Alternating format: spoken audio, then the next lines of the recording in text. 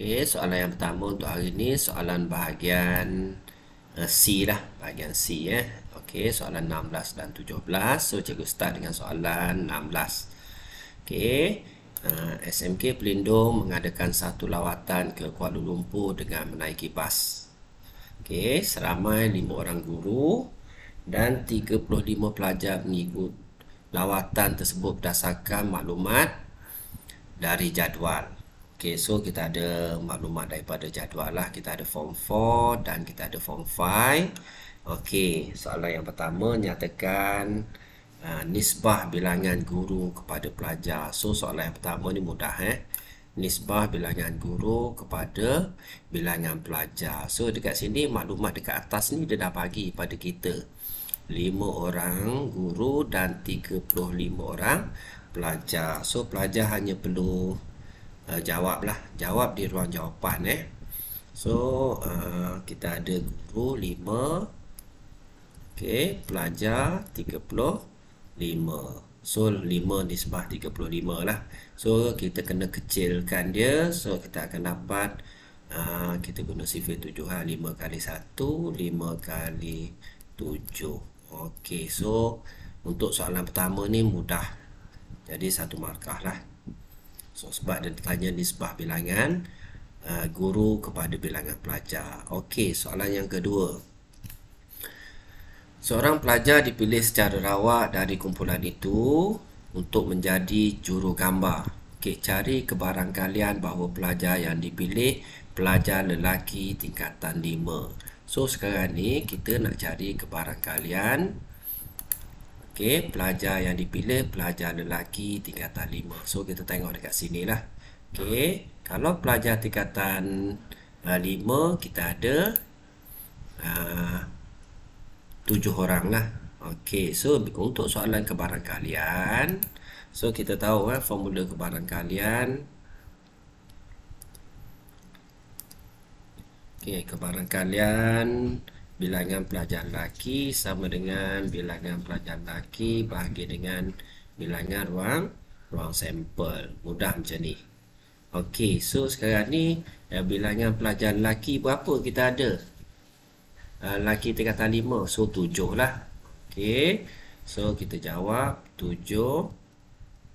Okey, per dengan keseluruhan pelajar. So semua bilangan pelajar ialah 35. So 7 per 35.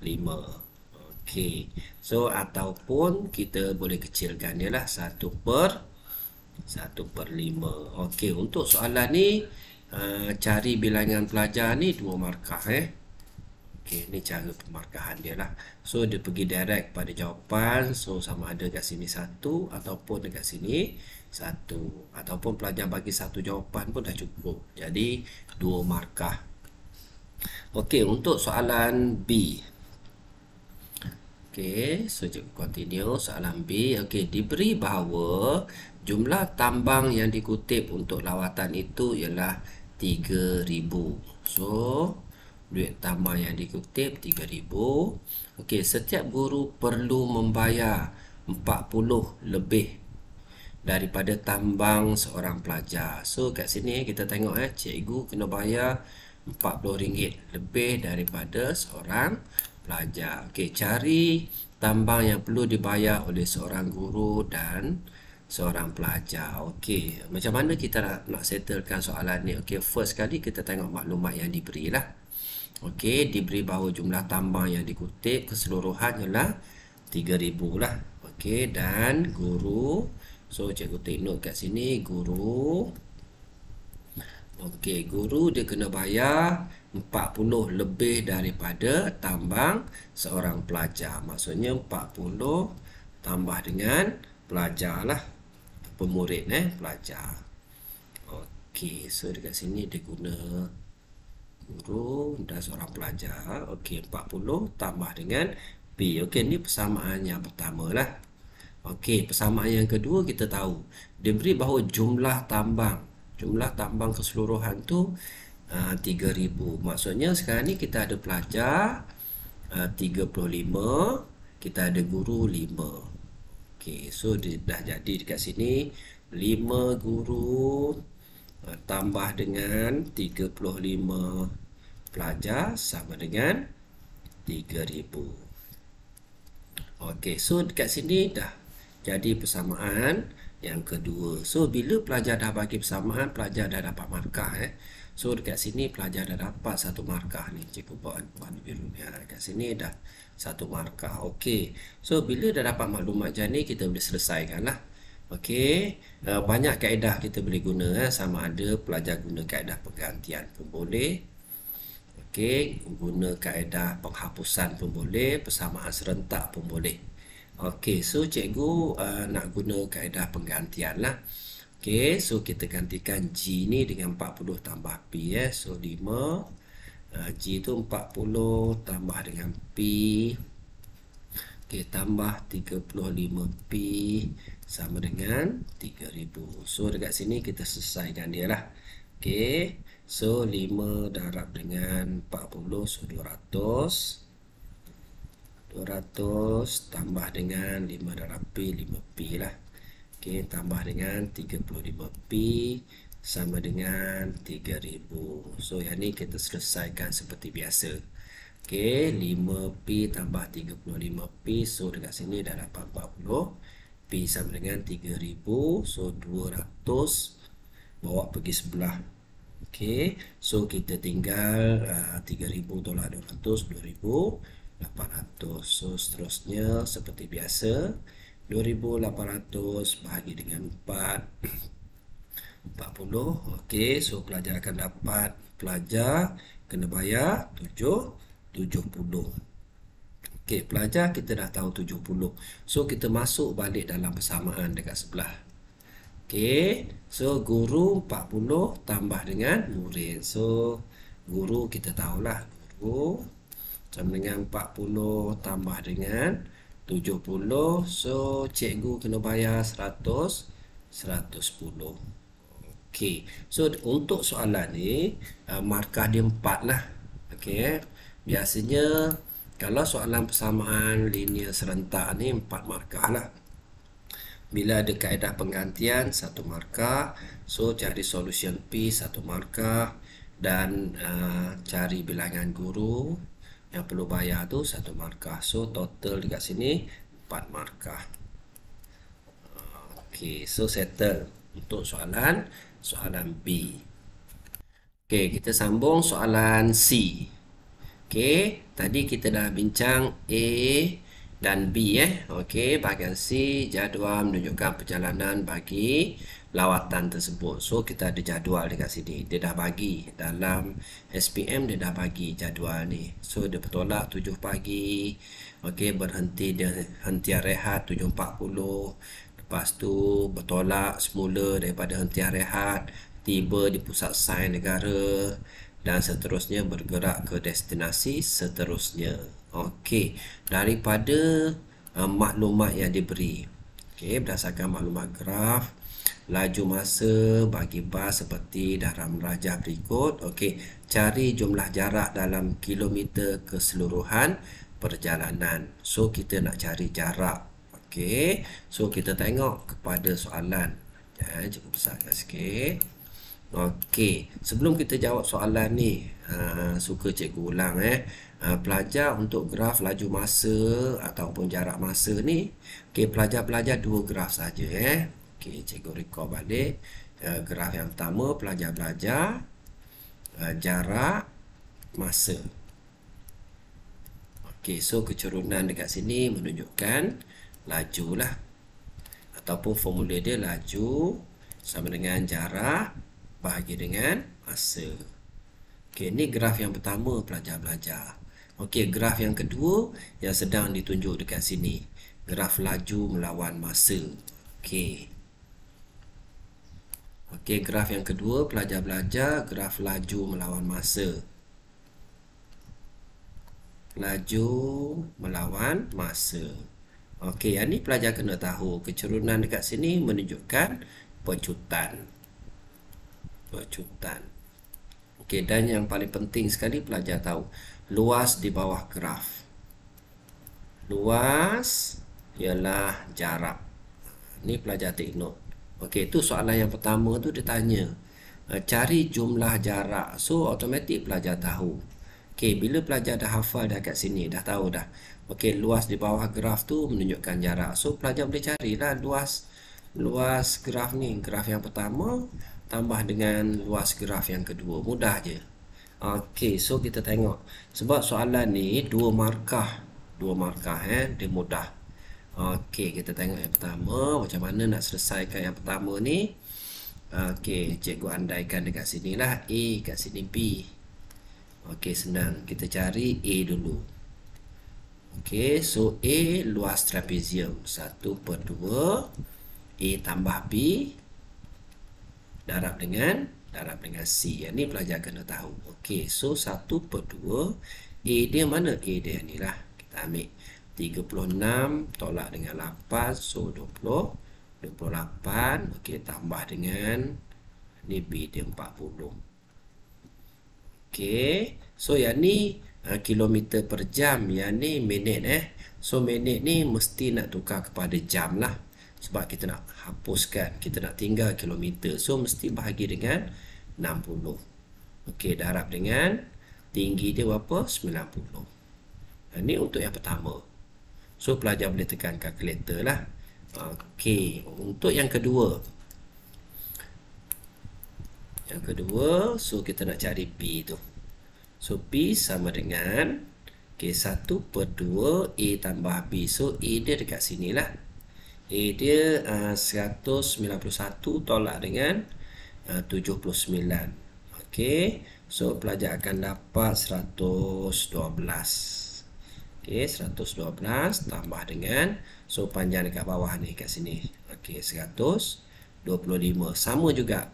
Mesti dibahagi dengan 60 darab dengan tinggi dia berapa? 80. So pelajar akan dapat jawapan dia berapa?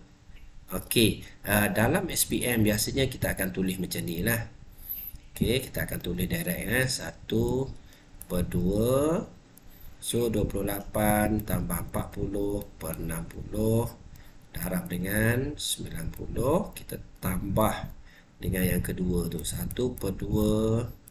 Okey, 112 tambah 20. 125 dengan 60 darab dengan 80. So pelajar akan dapat jawapan dia dekat sini. Cikgu dah dapat 209 km. Okey, sebab soalan dia senang, so markah dia 2 sahaja. Okey, markah dia bila ada solution dekat sini, salah satu solution lah, dia akan bagi 1 markah dan jawapan akhir dia 1 markah. Okey, boleh pelajar dekat sini.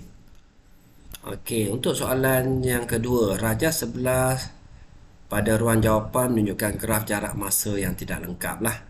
So menggunakan jawapan dekat 17C1, jawapan kita tadi tu.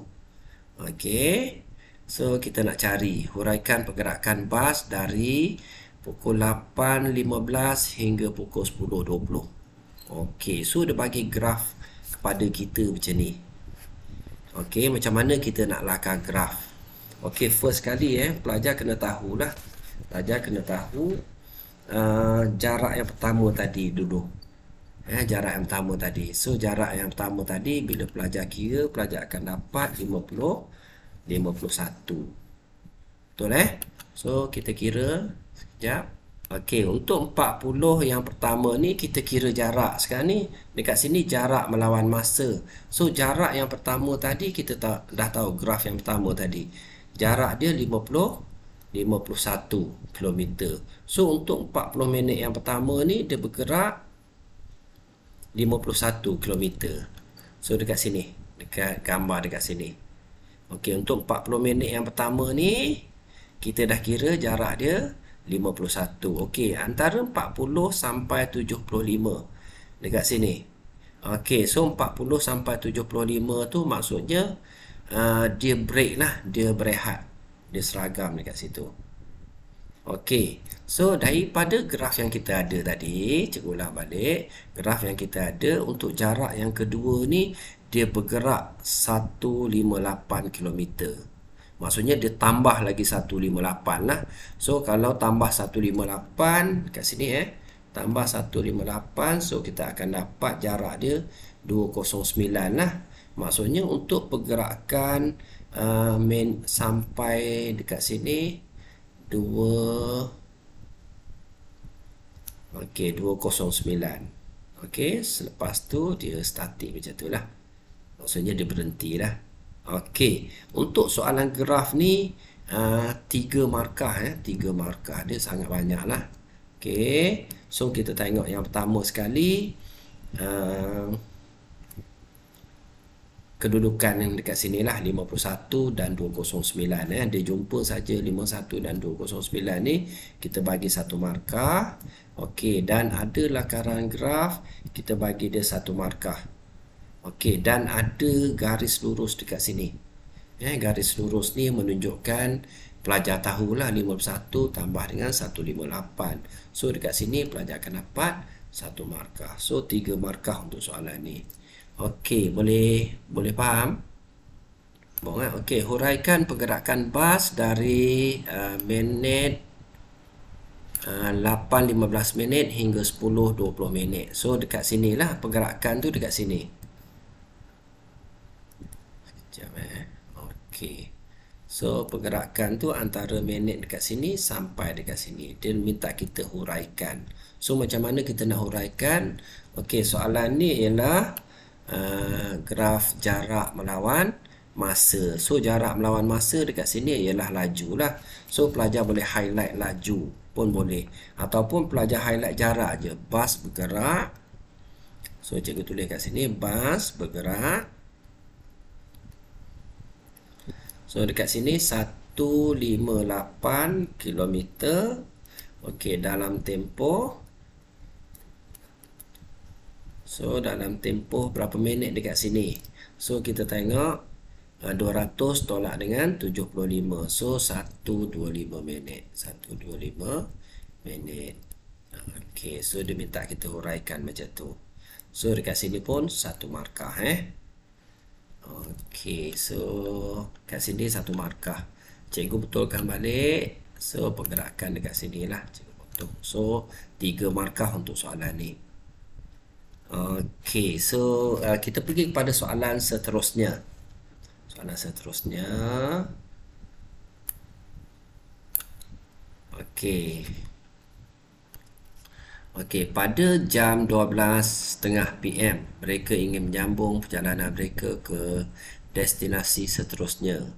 Okey, rajah menunjukkan graf tak terarah. Yang ni pelajar kena take note lah. Graf tak terarah apa dia? Graf yang tak ada anak panah bagi 5 lagi tempat yang menarik di Kuala Lumpur. So dia nak pergi 5 tempat lagi. Okey, di Kuala Lumpur lah. Okey, pergerakan dia daripada pusat sains negara lah. Ni starting dia kat sini. Okey, sebab dia daripada SMK Pelindung tadi terus ke pusat sains negara Okey, soalan. Cikgu Siti dan Cikgu Mazlina mempunyai pendapat yang berbeza tentang destinasi seterusnya. Okey, yang lebih menjimatkan masa. Okey, so Cikgu Siti mengatakan mereka patut melawat Istana Negara dulu. Okey, so kita take note dekat sini. Cikgu Siti dia nak pergi Istana Negara dulu. Istana Negara. So kita tahu Istana Negara tu ialah T lah. T. So Cikgu Siti dia nak pergi dekat sini dulu. Sebelum pergi tempat lain lah. 5 tempat lagi. Okey, manakala Cikgu Mazlina mengatakan mereka perlu ke Perpustakaan Negara. So Perpustakaan Negara ialah Q. So cikgu highlight lagi sekali. Cikgu Mazlina dia nak pergi ke, so cikgu tulis kat sini Mazlina dia nak pergi ke perpustakaan. Okey, Perpustakaan Negara dululah. Okey, sebelum pergi 5 tempat lain. Okey. Pada pendapat siapakah yang lebih baik? Berikan justifikasi jawapan anda. So yang ni pelajar kena take note lah. Pelajar kena nyatakan. Okey, sama ada dalam bentuk graf ataupun dalam bentuk anak panah pun boleh Okey, so kita tengok Cikgu Siti dulu. So Cikgu Siti dia nak pergi 5 tempat lagi. So pergi sini. Okey, lepas T dia tak akan pergi ke U lah sebab 31 minit. So dia akan pergi ke sini, pergi ke S. So S tu kita tahu masjid negara. Lepas masjid negara, pergi ke menara. Okey, lepas pergi ke menara, seterusnya akan pergi ke menara Petronas. Okey, dan seterusnya akan ke perpustakaan. Okey, ni perjalanan Cikgu Siti. So pelajar boleh tulislah. Okey, Siti, pelajar boleh tulis. Okey, P pergi ke T, pergi ke S, pergi ke U, pergi ke R, dan seterusnya pergi ke Q. Pelajar boleh tulis macam tu. Ataupun pelajar terus kira pun boleh. Pelajar highlight terus, pelajar terus kira 15 tambah 21, tapi mesti ada jalan kira lah. So 15 tambah dengan 21 tambah dengan 20 tambah 11 tambah dengan 9. Okey, so Cikgu Siti bila pelajar kira, pelajar akan dapat 76. Okey, 76 minit lah. Okey, sebab ni dalam minit pemberat dia tu. Okey, seterusnya dah dapat Cikgu Siti, kita kena carilah Cikgu Mazlina tu. Cikgu Mazlina dia lalu dekat sini dulu. So dia akan patah balik lah. Okey, yang ni cikgu nak tunjuk slide PowerPoint cikgu